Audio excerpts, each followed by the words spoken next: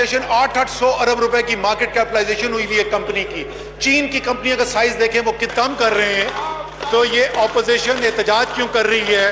خٹک صاحب وہ احتجاج اس لیے کر رہے ہیں کہ وہ کہہ رہے ہیں ہم نے 5 سال محنت کر کے پاکستان کی معیشت کا کچومر نکالا ہے, یہ کیوں زندہ کرنے کی کوشش کر رہے ہیں؟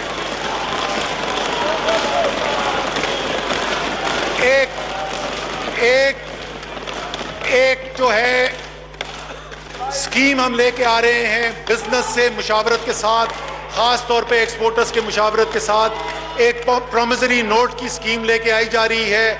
وہ ایکسپورٹرز کو انشاءاللہ تعالیٰ فروری کے وسط تک مل جائیں گے. جو ایکسپورٹر چاہے وہ پرومزری نوٹ لے لے, اور یہ کاروباری طبقوں کو پتا ہے کہ وہ لے کے پھر بینک جا کر اس کے اگینسٹ وہ قرضہ بھی لے سکتے ہیں, ان کو فوری طور پر وہ کیش مل سکتا ہے. تو جو بہت بڑا ایک آخری پرابلم رہ گیا تھا اس وقت ایکسپورٹر کا, لیکوڈیٹی کا, وہ بھی انشاءاللہ تعالیٰ اس اقدام کے بعد ختم ہو جائے گا.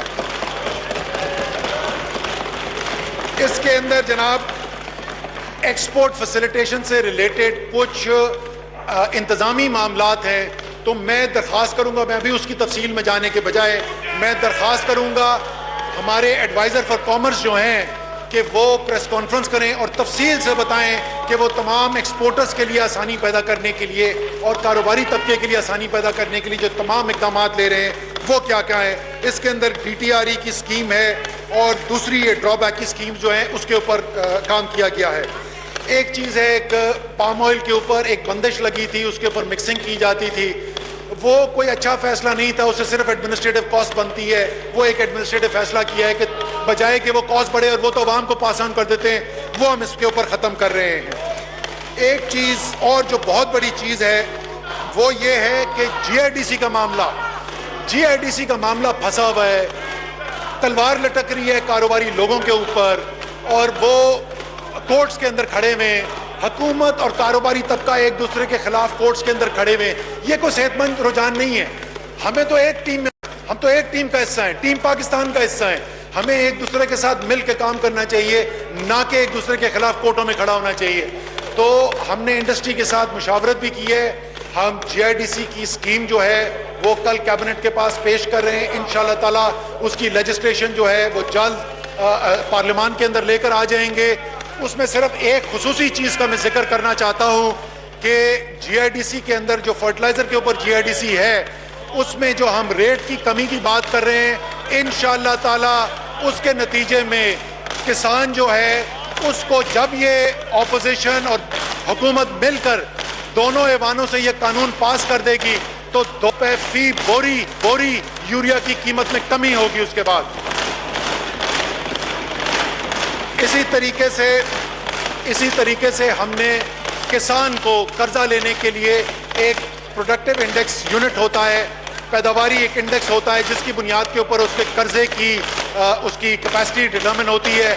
وہ 4 سال سے 4000 یونٹ پہ تھا, تو ہم اپنے کسانوں کی مدد کرنے کے لیے اس پیداواری یونٹ کو 4000 یونٹ سے بڑھا کے 6000 یونٹ کر رہے ہیں, یعنی 50% اضافہ کر رہے ہیں. تیسری چیز, کسانوں کے لیے ڈیزل انجن کے اندر جو کمپوننٹ یوز ہوتے ہیں اس کے اوپر ریگولیٹری ڈیوٹی اس وقت 17% ہے, اس کو کم کر کے ہم 5% کے اوپر لے کے آ رہے ہیں تاکہ ڈیزل انجن کسان جو استعمال کرتا ہے وہ سستا ہو سکے. کچھ طبی سہولیات ہیں جن کے اوپر سپریم کورٹ نے فیصلہ کیا تھا, اور اس فیصلے کے نتیجے میں انہوں نے احکامات جاری کی تھیں کہ اس کے اوپر ڈیوٹی کم کی جائے. تو وہ ہم نے سپریم کورٹ کے احکامات کے مطابق ان ڈیوٹیز کو, ٹیکسز کو کم کر دیا ہے.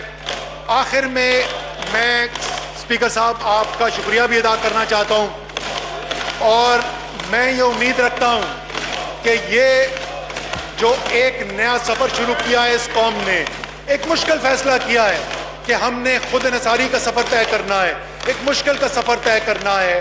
اس سفر کے اندر ہم نے IMF کی مدد لینی پڑے IMF کی مدد لیں گے, لیکن اس طریقے سے لینی ہے کہ عوام کے اوپر, غریب کے اوپر اس کا بوجھ نہ پڑے. ہم سب مشکل فیصلے کرنے کو تیار ہیں, لیکن کسی کو کوئی شک نہیں ہونا چاہیے. میں وہی بات دہراؤں گا جو میں اکثر دہراتا ہوں, اسپیکر صاحب یہ ملک اللہ تعالیٰ کی دین ہے. یہ 27 رمضان المبارک کو وجود میں آیا تھا. انشاءاللہ تعالیٰ اس ملک کا مستقبل جو ہے وہ تابناک ہے. ایک قیادت کی ضرورت تھی جو دیانتدار ہو, جو ملک کے لیے کام کرے, جو اپنی ذات کے لیے نہ کرے.